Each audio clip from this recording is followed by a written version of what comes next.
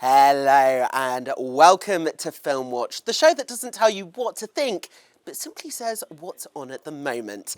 I'm Josh Rom, and today's film, or films, are the Roald Dahl shorts that are on Netflix, directed by the legend that is Wes Anderson. I'm talking about The Wonderful Life of Henry Sugar, The Swan, The Ratcatcher, and Poison.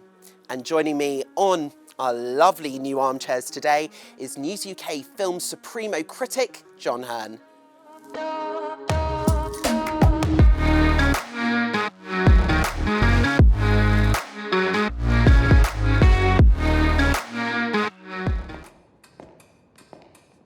Good evening, Mr. Sugar, said the man behind the desk whose job it was to never forget a face. Henry Sugar was 41 years old, unmarried and rich. Strange. The following is what Henry read in the little blue exercise book. Gentlemen, I am a man who can see without using his eyes. He saw it, I cried. He saw that trolley. This is absolutely unbelievable. Jon Hurn, welcome to Film Watch. So, let's get straight down to it. Okay. We are talking 4 short films from Wes Anderson. Yep. The Wonderful Story of Henry Sugar, The Swan, The Ratcatcher, Poison. First thoughts out the gate, go.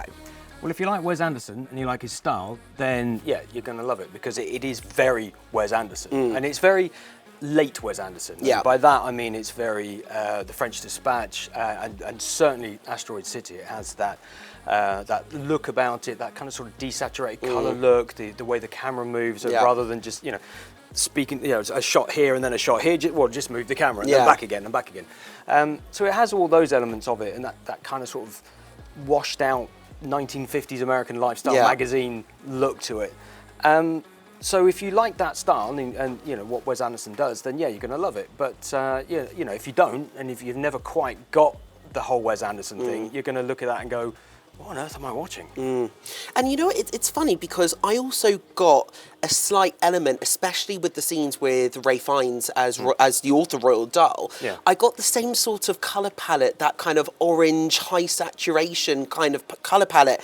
Same as almost Fantastic Mr. Fox. And I think maybe, was that necessarily a kind of continuation of the sort of themes that we've seen before, particularly when it comes to his Roald Dahl projects, maybe? Well, I think he needed to find something to differentiate between, you know, the writer and the story. Yeah. And so by having a completely different look, because there was a different style of filming of that as well, which very much square on, the camera didn't really move static very much. Shots, And it was, you know, just somebody sat behind a desk, nothing really changed, nothing really moved in that. And I think that's just a way of telling the audience, you know, this is the writer, and then this is the story.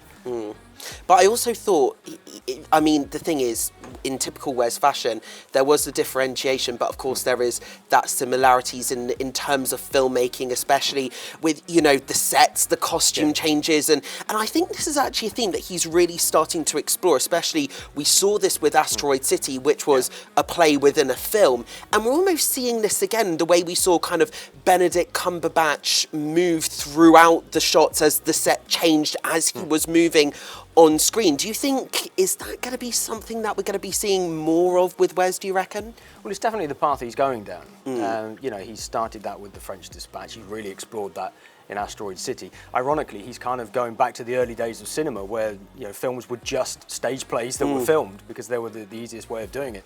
But yeah, I like that idea that, you know, he's breaking the fourth wall. In fact, he doesn't just break it, I mean, he shatters the fourth wall. So he doesn't just have an actor, you know, narrating to camera and telling the story. You know, the sets, like you say, are built around the person as they're walking. You know, the flats come in and you know, doors open in front of them, and you know, and then, you know, characters get changed, they have the makeup done and everything like that to, you know, to sort of progress the story. And you know, I do like that, and I think it's funny and it's quirky. And if you're gonna do it, then really, you know, go for that. And it's very much like the kind of Asteroid City, which he really kind of went for it in that film. So maybe he will go down that route. I'm not sure. Maybe I think he's possibly got to peak Wes at the moment. Yeah. I'm wondering how much further he could possibly go with it. A lot of people, it's so funny because a lot of people were actually saying this at the time of the French Dispatch, the kind of the Wes Anderson formula of the static shots. Even some people didn't necessarily like the anthology sort of filmmaking, that anthology storytelling, stories within a story. But again, the limited colour palettes, the symmetrical cinematography and composition, the kind of Brechtian style of acting that we're seeing. People did say, a lot of critics did say, maybe the formula's slightly wearing thin there. Then I think people actually saw, no, it works with Asteroid City. He is a true auteur, so to speak. But, I mean, the thing is, when it comes to Dahl is so typically British, whereas Wes Anderson likes to kind of mix in elements of French filmmaking, and of course he's American, so of course there's going to be that American element in it as well. But I feel there is more to go, you know. You think so? I do. I think there's more to kind of push, especially when it comes to themes that he's exploring as well. And kind of on that subject, you know, I think this was Wes's real first kind of foray, so to speak, into horror and the horror sort of genre, especially not so much with The Wonderful World of Henry Sugar, but more so with the much shorter films. Poison was very straightforward, but actually, the thing that I found interesting is The Swan was quite a horrific story. The original story by Roald Dahl is quite terrifying. But I found it to be quite almost bland and flat and very much almost like an explainer video rather than a kind of actual horror film. Whereas The Ratcatcher, I thought, very simple story, and I love the fact that once again we've seen more of that stop motion animation from Isle of Dogs, from Fantastic Mr. Fox. But what is a very simple story was bloody terrifying. So I almost found it was, I said last week, it was like Goldilocks and the Three Bears, Josh Rom and the Three Movies. We had one film that wasn't scary enough, The Swan, when it should have been. We have another film that was absolutely terrifying, The Ratcatcher.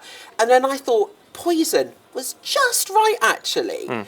But what did you think about Wes's first, first exploration of the horror genre? Did he hit the mark? Well, there's one fundamental difference between all of those three films, and that's Ralph Fiennes. Yeah. He is absolutely amazing in The Ratcatcher. I mean, as the Ratcatcher character.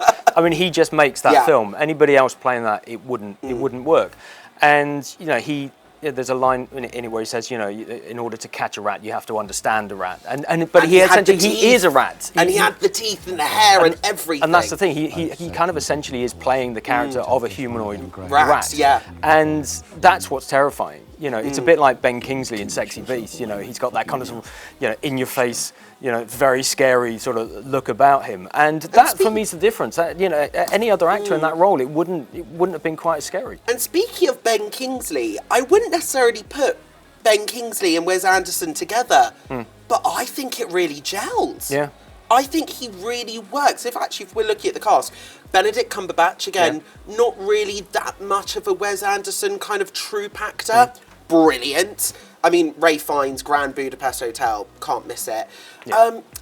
Richard Ayoade, what did you think? Because I, from my perspective, I thought as the narrator character within The Ratcatcher, I thought, I thought he was brilliant. He actually suits it really well, the kind of deadpan sort of narrator, but very much in the know, explaining things, and I think that's his presenting skill coming out. Yeah. But I actually thought he was ever so slightly out of his depth in Henry Sugar, and that's because I don't think although yes, he might appear deadpan, I get that sort of acting style, not sure if it quite worked. Well, he's a very good presenter. And he's had that practice of that sort of narration thing with those adverts that he did where he's talking to the camera, again, breaking the fourth wall.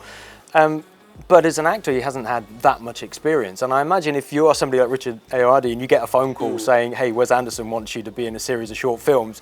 I mean, you're going to say yes. You're going to say yes, but also at the same time, you're going to be, okay, how am I going to do this? Wes Anderson is, is an icon. And, also the people he's, alongside be the working. people, Ralph Fiennes. Dev Patel. Dev Patel, another one. Brilliant. Yeah. Brilliant. And so I think he probably, and also, in Henry Sugar, I mean, he didn't really have a lot to do. I mean, his main role, as you said, was as the narrator in The Ratcatcher, but he didn't have a lot to do in the Henry Sugar film. So, so there were moments where he's kind of sort of sat there a little bit kind of Bambi-eyed of like, what do I do? I'll just keep quiet and then, you know, say my occasional line to camera that I have to do like this, and and then, you know, hope that I can get away with it, sort of thing. But, you know, he really did shine, as you say, in The Ratcatcher as that sort of narrator role. And you know, but you know, Wes Anderson has, you know, he doesn't just cast people because of the names. You know, the names he casts, they're there for a reason. I mean, yes and no. I think he has a stable of actors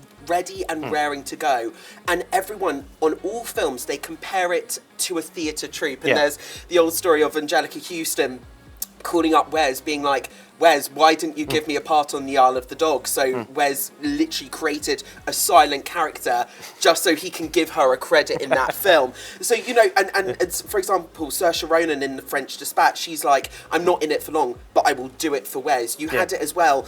Jeff Goldblum, actually, in Asteroid City, not a main character at all, but he did it for Wes. You know, he's got all Tom Hanks as well. Well, that part, I think, was a main part in Asteroid City. Yeah, but, you know, Tom Hanks doesn't need to do that kind of movie. No. You know, he can spend his entire life just playing the main character in anything. And so, you know, but again, you're right. You know, but people would do him. it. But, you know, he's almost become, you know, the new Woody Allen in that sense, because Woody Allen was always able to just phone up people and get anybody to be in his films. And, you know, as he sort of tailed off at the end of his career, you know, Wes Anderson has come in and said, well, okay, well, you know, I'll do that. And so it's now become a thing of, you know, if you haven't been in a Wes Anderson movie, then you're probably not quite as successful as you think. So. Not quite there in Hollywood. It literally is going to be on, you know, actors' sort of bucket list of jobs that they want to do.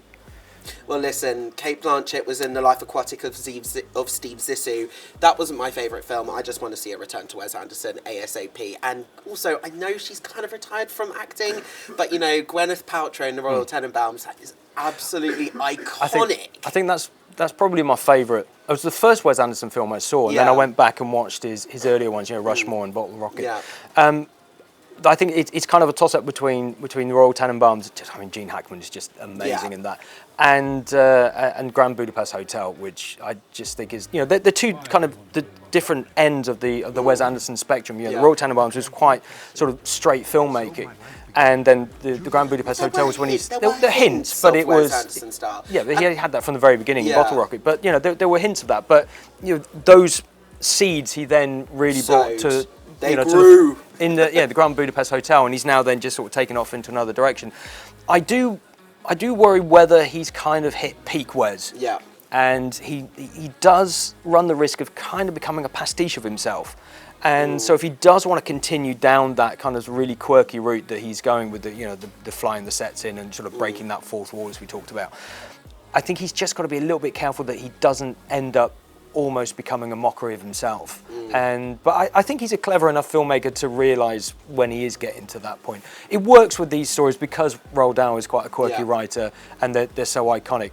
I just wonder whether he's going to continue that in his whatever film he does next, or whether he might just sort of step back a little bit and go back to his roots a bit. See, I do kind of wonder if Wes Anderson made Matilda, what on earth would that look like? Well, it wouldn't look like Matilda now, that's for sure, and it wouldn't be anything like the musical version, that's for sure. Or the musical film version. I mean, everything he does is visually very interesting, as long as the story's there. Yeah. And my one criticism of Asteroid City is, yes, if you took any individual scene and watched it on its own, it was brilliant.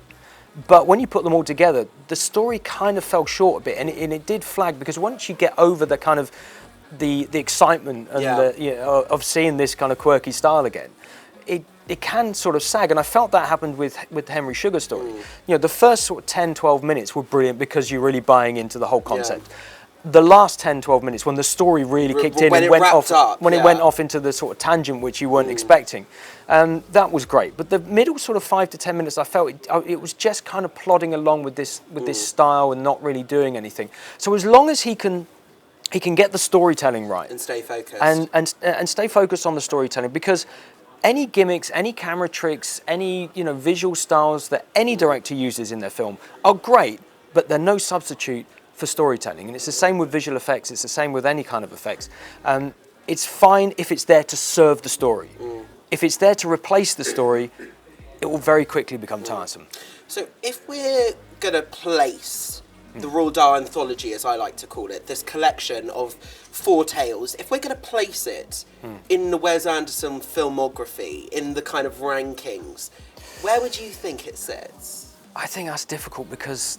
I mean, everyone's anthology, everyone's rankings are completely different. Yeah, I think it's hard because the only thing that's like it is the French Dispatch, which is a series of stories in itself as a movie. And I don't think that you can kind of put that together. They can't really compete with a full-length feature film. So I think it's there along with the French Dispatch on its own. Yeah. But I wouldn't try and rank it with all his other movies.